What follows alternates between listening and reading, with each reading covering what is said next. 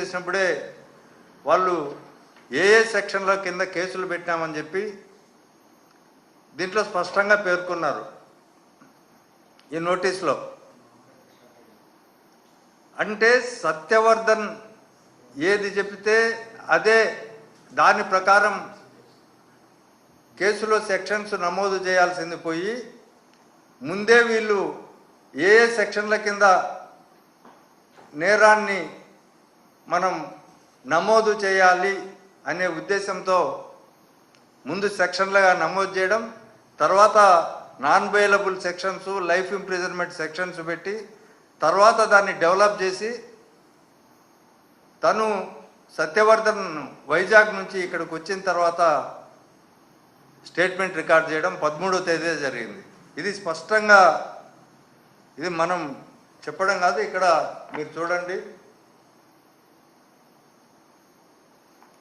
Date of witness examination 13/2/2025 Madduri Satyavardhan.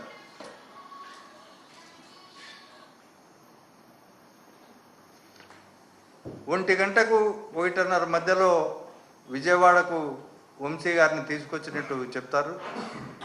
అతనికి ఒక notice తప్ప ఎందుకు అరెస్ట్ చేస్తున్నామన్న అరెస్టు కార్డు కానీ వాళ్ళ కుటుంబ సభ్యులకు తెలియపరచడం కానీ ఏ నేరంలో తీసుకొస్తామని కానీ తెలియకుండా ఇక్కడికి వచ్చిన తర్వాత కూడా 4-5 పోలీస్ స్టేషన్లు తిప్పి తర్వాత పొలిటికల్ రాజకీయ పార్టీల్లో ఉన్న వాళ్ళ ప్రభుత్వంలో ఉన్న చంద్రబాబు, లోకేష్, తర్వాత డీజీపీ గారు, తర్వాత మిగతా వాళ్ళంతా చర్చించి ఈ కేసును ఎట్లా ముందుకు తీసుకుపోవాలి అని ఓ ప్రత్యేకమైన ప్లాన్ చేసి ఆ రోజు రాత్రి 11:45 రిమాండ్ రిపోర్ట్ ఇస్తారు. ఎవరికి? డిఫెన్స్ కౌన్సిల్ అడ్వకేట్ గారికి.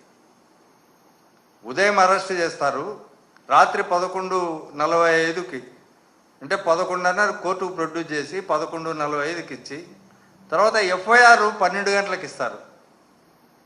అంటే దీని అర్థం ఏంటంటే ఇదంతా కుక్డప్ స్టోరీ.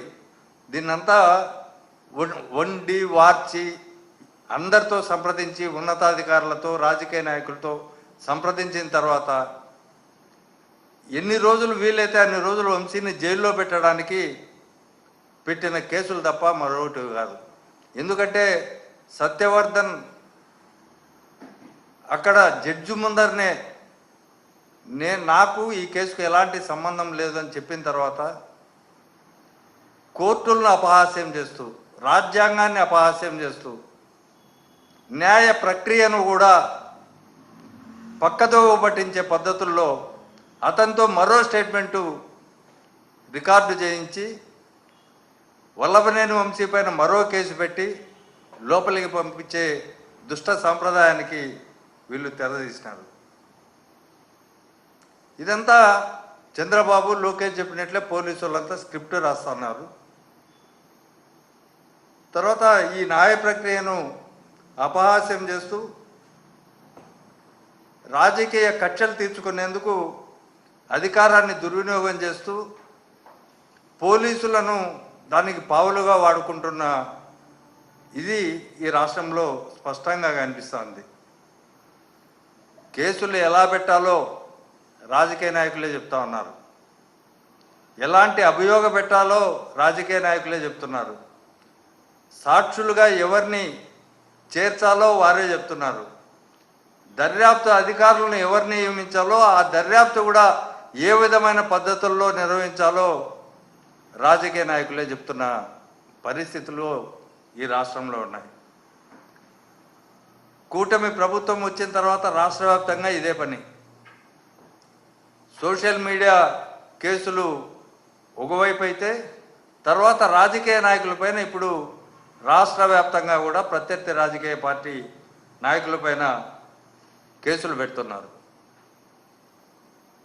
ఎవరైనా చట్ట ప్రకారము కేసులు పెడితే ఎవరికీ అభ్యంతరం లే, కానీ వీళ్ళు చట్టాన్ని అతిక్రమిస్తూ ఉన్నారు. హైకోర్టు అన్నా న్యాయ తీర్పు వెలువరించే కోర్టులన్నా వీళ్ళకి లెక్కలేనితనంగా కనిపిస్తూ ఉంది. ఇటీవలనే సోషల్ మీడియా కేసుల్లో సీసీటీవీని ఫుటేజ్ని పోలీస్ స్టేషన్కి సంబంధించిన సీసీటీవీ ఫుటేజ్ కోర్టుకు ప్రొడ్యూస్ చేయమని అడిగితే సీసీటీవీ ఫుటేజ్లు పోలీసులు ప్రొడ్యూస్ చేయకపోతే హైకోర్టు డివిజన్ బెంచ్ తీవ్రంగా ఆక్షేపించింది. మేము ఎప్పుడు ఏమి ప్రొడ్యూస్ చేయమన్న సీసీటీవీ ఫుటేజ్లు ఏదో ఒక మిష చెప్పి ఏదో కారణం చెప్పి మీరు తప్పించుకుంటున్నారు. కోర్టుల మూలంగా ఈ సీసీటీవీ ఫుటేజ్ చెడిపోయిందని చెప్పి కోర్టుకు చెప్తే కోర్టు నమ్మలే, తీవ్రంగా మందలించింది. మీరు మా ఆదేశాలనే ధిక్కరిస్తే డీజీపీనే స్వయానా కోర్టుకు హాజరు కావాల్సి ఉంటుందని కూడా తీవ్రంగా హెచ్చరించింది. ఇది రాష్ట్ర ప్రభుత్వం పైన వేసిన చురక. ఇది తీవ్రమైన అవమానం రాష్ట్ర ప్రభుత్వానికి. అయినప్పటికీ వాళ్ళు రాజకీయ కక్షలు తీర్చుకునే ఉద్దేశంతో